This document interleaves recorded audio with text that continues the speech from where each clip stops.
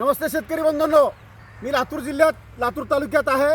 सध्या ज्या क्षेत्रावर थांबलोय ते क्षेत्र सोयाबीनचं पीक 1 महिन्याचं आहे आणि 1 महिना असताना काही पीक हे चांगलं 1 फूटभर उंच आहे आणि रोग इथं 70% हे पिवळं पडतंय।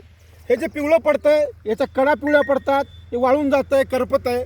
हे सगळं याला येलो मोजॅक म्हणलं जातं, पिवळा हळद्या वगैरे म्हणलं जातो। याचे कारण अनेक जरी असले तर प्रामुख्याने याला बुरशीनाशकाची गरज आहे आणि मायक्रोन्यूट्रनची गरज आहे। त्याच्यामध्ये झिंक, फेरस वगैरे हे महत्त्वाचे अन्नद्रव्य याला दिले पाहिजेत।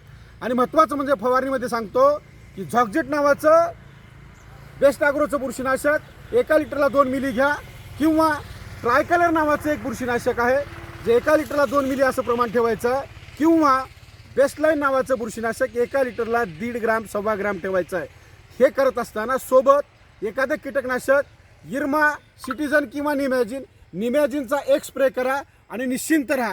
सोबत मायक्रोन्यूट्रनमध्ये मायक्रोला किंवा झिंक, फेरस वगैरे बोरान हे सारखे घटक असलेला सूक्ष्म अन्नद्रव्याची 1 फवारणी नक्की करा आणि निश्चिंत राहा। नाहीतर हा हळद्या नावाचा किंवा येलो मोजॅक नावाचा रोग हा आपल्या शेताला, शिवाराला, नवे लातूर जिल्हा आणि लातूर जिल्ह्याच्या परिसराला भस्मासुरासारखा पूर्ण आपल्या सोयाबीन पिकाला खाल्ल्याशिवाय राहणार नाही।